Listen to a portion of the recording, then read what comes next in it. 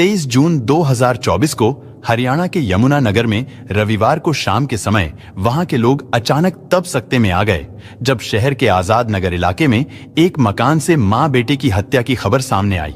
दिन दहाड़े रिहायशी इलाके में यूं किसी की हत्या हो जाना अपने आप में एक बहुत बड़ा सवाल था। और फिर यह मामला तो दो कत्ल का था। दरअसल जिस परिवार में मां बेटे की हत्या हुई थी उस परिवार में केवल 3 लोग ही थे, जिनमें 45 वर्षीय मीना, 23 साल का उसका बेटा राहुल और 27 साल की काजल थी। जब मीना और राहुल का कत्ल हुआ तो उस समय इत्तेफाक से काजल घर में नहीं थी। घटना के दौरान जिस तरह कातिलों ने घर के सारे सामान को बिखेर दिया था, उसे देखकर तो यही लग रहा था कि शायद उनका इरादा लूटपाट करने का था, जिसका विरोध करने पर उन्होंने मीना और उसके बेटे की हत्या कर दी। इसके बाद शाम करीब 4 बजे जब मीना की बेटी काजल वापस आई तो घर का मंजर देखकर उसके कदम ठिठक गए, क्योंकि घर का दरवाजा खुला हुआ था। लेकिन जैसे ही वो अंदर गई तो उसके होश खराब हो गए, क्योंकि सामने ही ड्राइंग रूम के फर्श पर उसके भाई राहुल की लाश पड़ी थी। पहले तो उसे समझ में ही नहीं आया कि अब वो करे तो क्या करे, लेकिन फिर वो हिम्मत जुटाकर अंदर के कमरे में गई। लेकिन वहां उसने जो कुछ देखा उसके बाद तो उसकी रही सही हिम्मत भी टूट गई, क्योंकि कमरे के अंदर बेड पर उसकी मां मीना की लाश पड़ी थी। इसके बाद काजल चीखती चिल्लाती घर से बाहर निकली और उसने आसपास रहने वाले लोगों को इस घटना की जानकारी दी। फिर उसने खुद ही 112 नंबर पर फोन किया और पुलिस को अपने घर में हुई इस दर्दनाक वारदात के बारे में बताया। सूचना मिलते ही यमुनानगर की पुलिस भी तुरंत मौके वारदात पर पहुंची। तब तक काजल के रिश्तेदार और पड़ोसी भी घटना स्थल पर इकट्ठा हो चुके थे। पुलिस ने घटना स्थल की बहुत बारीकी से जांच की। जांच में पता चला कि मीना और राहुल की हत्या उनके सिर पर किसी भारी चीज से वार करके और गला घोंटकर की गई थी। साथ ही जिस मोबाइल चार्जिंग केबल से उन दोनों की हत्या की गई थी वो भी मौके पर ही पड़ी थी। इसके अलावा घर का सारा सामान भी बिखरा पड़ा था। लेकिन जब पुलिस ने कैमरा की तरफ देखा तो पता चला कि हत्यारों ने घर में लगे सीसीटीवी कैमरे को भी बंद कर दिया था। और पुलिस को यह बात बहुत अजीब लग रही थी, क्योंकि आमतौर पर बदमाश कैमरे में कैद होने से बचने के लिए सीसीटीवी कैमरों के साथ साथ उनकी डीवीआर भी उठाकर ले जाते हैं। लेकिन यहां पर कातिलों ने सीसीटीवी कैमरे का डीवीआर गायब करने के बजाय उसे स्विच ऑफ कर दिया था। सीसीटीवी कैमरे को बंद करना इसलिए भी अजीब लग रहा था क्योंकि इससे कैमरा बंद होने के पहले के फुटेज का कैमरे में कैद होना तो साफ था और इससे किसी भी लुटेरे या कातिल का पकड़ा जाना भी पक्का था। अगर देखा जाए तो इस हत्याकांड का कोई भी चश्मदीद नहीं था, लेकिन घर की इकलौती बेटी काजल मौके पर मौजूद थी, जिसने इन लाशों को पहली बार देखा था। ऐसे में पुलिस ने सबसे पहले काजल से ही पूछताछ शुरू की। काजल ने पुलिस को बताया कि वो दोपहर को ब्यूटी पार्लर गई थी और घर लौटते समय उसकी मां ने उसे मैसेज करके जूस के 2 पैकेट लाने के लिए कहा था। लेकिन जैसे ही वो जूस लेकर घर लौटी तो तब तक उसकी दुनिया ही उजड़ चुकी थी। उसकी मां और भाई का कत्ल हो चुका था। काजल के लाए हुए जूस के पैकेट भी घर में ही पड़े थे। साथ ही काजल ने उसकी मां के मोबाइल फोन से भेजा गया जूस लाने का मैसेज भी पुलिस को दिखाया और इसका मतलब यह था कि काजल बिल्कुल सच बोल रही थी। लेकिन पुलिस को जो बात खटक रही थी वो थी घर में लगे इकलौते सीसीटीवी कैमरे का बंद हो जाना। पुलिस ने जब कैमरे को लेकर काजल से सवाल पूछा तो उसने भी हैरानी जताई, क्योंकि काजल के पास भी इसका कोई जवाब नहीं था कि आखिर कैमरा किसने और क्यों बंद किया था। खैर, पुलिस ने इस मामले की जांच को आगे बढ़ाते हुए गली में लगे दूसरे सीसीटीवी कैमरों को खंगालना शुरू किया और इस कोशिश में पुलिस को 2 अजीब बातें पता चली। पुलिस को कैमरे में मुंह पर कपड़ा बांधे हुए सुबह के समय एक लड़का काजल के घर आता हुआ दिखाई दिया और फिर कुछ देर बाद वही लड़का घर से सामान लेकर बाहर जाता हुआ भी दिखाई दिया।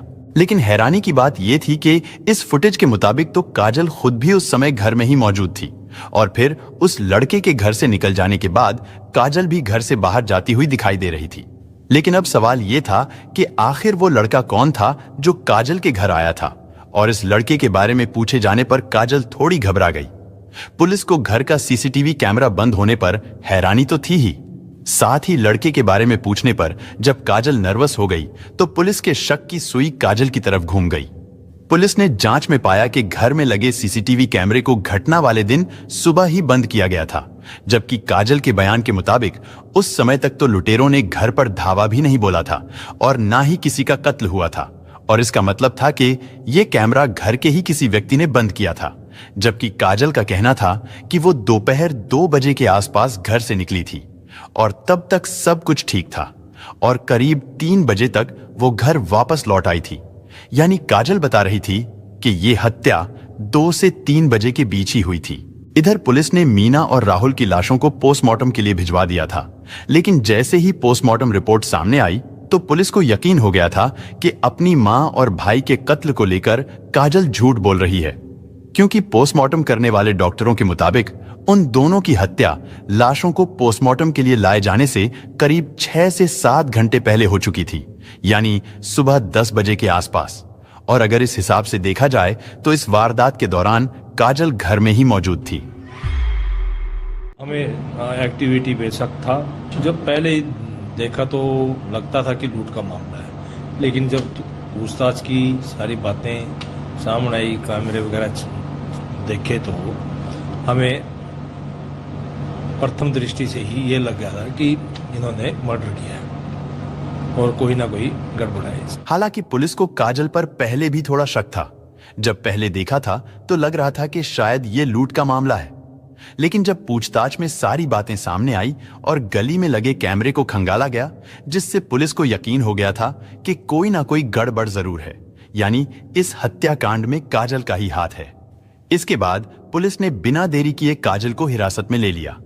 पुलिस ने उसका मोबाइल फोन भी अपने कब्जे में ले लिया और जांच के लिए उसकी कॉल डिटेल्स निकलवाई। साथ ही पुलिस ने काजल की मां और उसके भाई के मोबाइल फोन की लोकेशन की भी जांच की, लेकिन पुलिस ये देखकर हैरान रह गई कि दोपहर को जब उसकी मां के मोबाइल फोन से काजल के मोबाइल फोन पर जूस लाने का मैसेज भेजा गया था, तब उसकी मां का फोन उनके घर पर नहीं बल्कि काजल के पास ही था, क्योंकि उन दोनों के मोबाइल फोन की लोकेशन एक साथ ही थी और वो दोनों फोन घर से बाहर थे। यानी अब यह भी साफ हो गया था कि काजल के जूस लाने की कहानी भी झूठी और मनगढ़ंत थी और ये कहानी काजल ने पुलिस को गुमराह करने के लिए खुद घड़ी थी। उसने खुद को अपनी मां के मोबाइल फोन से ही झूठा मैसेज भी भेज दिया था और अब इतने सारे सबूतों के सामने आने के बाद पुलिस ने काजल को अरेस्ट कर लिया। इधर काजल के पास भी झूठ बोलने का और बचने का कोई रास्ता ही नहीं बचा था, लेकिन अब सवाल यह था कि काजल ने अपनी मां और छोटे भाई का कत्ल क्यों किया था।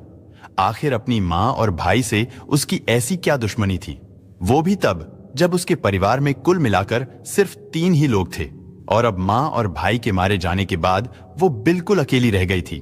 दोस्तों, इस सवाल का जवाब काफी हैरान कर देने वाला है। हम आपको इस सवाल का जवाब यानी कत्ल के मोटिव के बारे में भी बताएंगे, लेकिन पहले ये जानना भी जरूरी है कि आखिर काजल ने अपनी मां और भाई की हत्या कब और कैसे की। दरअसल काजल ने अपनी मां और भाई को मारने की साजिश पहले ही रच ली थी और इस साजिश में उसने अपने एक ममेरे भाई कृष को भी शामिल कर लिया था। रविवार की सुबह जब काजल का भाई राहुल सेविंग करवाने के लिए घर से बाहर गया हुआ था तो उस समय काजल ने कृष को अपने घर बुला लिया। इसके बाद इन दोनों ने मिलकर पहले किसी भारी चीज से काजल की मां मीना के सिर पर वार किया और जब वो बेहोश हो गई तो उन दोनों ने मोबाइल फोन की चार्जिंग केबल से मीना का गला घोंट दिया और उसे मौत की नींद सुला दिया। लेकिन उन्हें लगा कि अभी मीना आखिरी सांसें ले रही है, लेकिन तभी अचानक राहुल घर वापस आ गया। ये देख उन दोनों ने मीना को छोड़कर राहुल को पकड़ लिया और उसके सिर पर भी रॉड से हमला कर दिया। इसके बाद कृष्ण ने राहुल का भी गला घोंट दिया, जबकि काजल उसके पांव पकड़े रही और इस तरह पहले बेडरूम में मीना का कत्ल हुआ और फिर उसके कुछ ही मिनटों बाद मीना के बेटे यानी काजल के छोटे भाई राहुल को भी मौत की नींद सुला दिया। इसके बाद उन दोनों ने मिलकर इस घटना को लूटपाट का रूप देने के लिए घर का सारा सामान बिखेर दिया और कुछ सामान काजल ने अपने ममेरे भाई कृष को देकर घर से रवाना कर दिया ताकि मामला लूटपाट का लगे। इसलिए घर से कुछ कीमती चीजें भी गायब कर दी थीं। काजल ने प्लान के मुताबिक सुबह ही अपने घर में लगे सीसीटीवी कैमरे को स्विच ऑफ कर दिया था, लेकिन शायद वो ये भूल गई थी कि गली के दूसरे मकानों में लगे सीसीटीवी कैमरे ऑन हैं और उनमें भी इस हत्या के सबूत कैद हो सकते हैं। अपनी ही मां और भाई की हत्या के इल्जाम में पुलिस ने काजल को अरेस्ट कर लिया था, लेकिन उसके हाव भाव और रवैये को देखकर खुद पुलिस भी हैरान थी, क्योंकि दूसरी लड़कियों की तरह मां और भाई की मौत पर काजल को किसी ने एक बार भी रोते हुए नहीं देखा था। और इससे भी ज्यादा ये कि वो पुलिस के सारे सवालों का जवाब पूरे कॉन्फिडेंस से देने की कोशिश कर रही थी। काजल दूसरी लड़कियों से बिल्कुल अलग थी। वो न सिर्फ लड़कों की तरह टी शर्ट और पैंट पहनती है, बल्कि उसका पूरा अपीयरेंस लड़कों की तरह ही था। वो बातचीत भी लड़कों की तरह ही करती थी। ऐसे में पुलिस ने काजल को गिरफ्तार करने के साथ साथ उसके बारे में जानकारी भी जुटानी शुरू कर दी। पुलिस को पता चला कि काजल बचपन से ही लड़कों की तरह रहती है और घर में भी वो एक कमरे में अकेली रहती है। काजल की मौसी किरण ने पुलिस को बताया कि 27 वर्षीय काजल एक समलैंगिक लड़की है, जिसके चलते उसका अक्सर अपनी मां और भाई के साथ विवाद होता रहता था। पुलिस को यह भी पता चला कि कुछ साल पहले काजल ने राहुल की शादी अपनी सहेली से करा दी थी, लेकिन रात में राहुल की पत्नी चुपके से काजल के कमरे में चली जाती थी। यानी राहुल की पत्नी से काजल की नजदीकियां ज्यादा थीं। जब ये बात घर वालों को पता चली तो घर में झगड़ा शुरू हो गया, जिसके चलते राहुल की पत्नी घर छोड़कर चली गई। इसके बाद मीना ने अपने बेटे राहुल की दूसरी शादी कराई तो काजल ने अपनी दूसरी भाभी के साथ भी जबरदस्ती की। इस कारण वो भी राहुल को छोड़कर चली गई। काजल अपनी लाइफ में मां और भाई को रोड़ा मानती थी। इसके अलावा काजल सोशल मीडिया पर काफी एक्टिव है। इंस्टाग्राम पर उसने वीआईपी नवाब के नाम से अपना अकाउंट बनाया हुआ है और उसके करीब 1200 फॉलोअर भी हैं। उसने अपने अकाउंट पर 820 पोस्ट की हुई हैं। इसके अलावा उसने हाथ पर टैटू भी बनवाया हुआ है, जिस पर नवाब लिखा हुआ है। काजल के बारे में सारी जानकारी जुटाने के बाद पुलिस ने इस बात का भी पता लगाया कि आखिर इस हत्याकांड में काजल का ममेरा भाई कृष क्यों शामिल था। उसकी अपनी बुआ से क्या दुश्मनी थी कि जिसके चलते उसने उन्हें मौत के घाट उतार दिया था। पुलिस के अनुसार काजल की मां मीना अपने घर में सबसे बड़ी बेटी थी। बाकी सारे भाई बहन उससे छोटे थे और जब काजल के नाना की मौत हुई थी तब मीना की मां ने अपने 40 गज के मकान और 200 गज के प्लाट की वसीयत बड़ी बेटी मीना के नाम कर दी थी। उन्होंने वसीयत में लिखवाया था कि जब सारे बच्चे बड़े हो जाएंगे तब इस संपत्ति का सभी में बंटवारा कर दिया जाएगा। लेकिन जब सब बड़े हुए तो मीना ने बंटवारे से मना कर दिया और इसी वजह से उसका अपने भाई शिवा और बहन किरण के साथ विवाद भी हुआ था। इधर पिता की मौत के बाद कृष को भी लग रहा था कि कहीं अब उसे घर से भी बेदखल ना होना पड़े, इसीलिए उसने 2.5 महीने पहले अपनी बुआ की लड़की काजल से दोस्ती कर ली। इसके बाद उन दोनों के बीच ये तय हुआ कि अगर मीना और राहुल को रास्ते से हटा दिया जाए तो 58 गज का पूरा मकान काजल का हो जाएगा, जबकि कृष को 40 गज का मकान और 200 गज का प्लाट मिल जाएगा। और इस तरह उन दोनों ने मिलकर प्रॉपर्टी के लिए यह साजिश रची। काजल प्रॉपर्टी के साथ साथ अपनी आजाद ख्याली के लिए भी अपनी मां और भाई से छुटकारा पाना चाहती थी। इन्हीं कारणों के चलते उन दोनों ने अपने परिवार के 2 लोगों की जान तो ले ली थी, लेकिन फिर फौरन पकड़े भी गए। हालांकि पुलिस ने इस मामले में काजल और कृष के कुछ और रिश्तेदारों को भी अरेस्ट किया है, जो मीना और राहुल की हत्या में प्रॉपर्टी हासिल करने के लिए शामिल थे। आरोपी काजल की गतिविधियों पर पुलिस को शुरुआती जांच में उस समय ही शक हो गया था, जब काजल के अपनी मां और भाई के शवों को देखकर ना तो उसकी आंखों में कोई आंसू था और ना ही उसके चेहरे पर अपनों को खोने का गम दिखाई दे रहा था।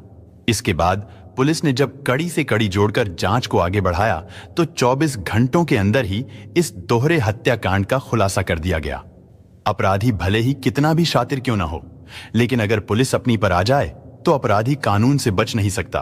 बहरहाल पुलिस ने इस केस में काजल के मामा के लड़के कृष और उसके बड़े भाई को भी अरेस्ट कर लिया था। थाना शहर यमुनानगर एसएचओ जगदीश चंद्र का कहना है कि काजल और कृष को रिमांड खत्म होने के बाद कोर्ट में पेश किया गया, जहां से दोनों को जेल भेज दिया गया। इस केस में कृष के बड़े भाई ईशांत को भी गिरफ्तार किया गया है। वो भी इस हत्या की साजिश में शामिल था। उसे मीना और राहुल की हत्या किए जाने की पूरी जानकारी थी। दोस्तों, इस घटना को सुनाने का उद्देश्य किसी का दिल दुखाना नहीं है, किसी को परेशान करना नहीं, बल्कि आपको जागरूक करना है, आपको सचेत करना है।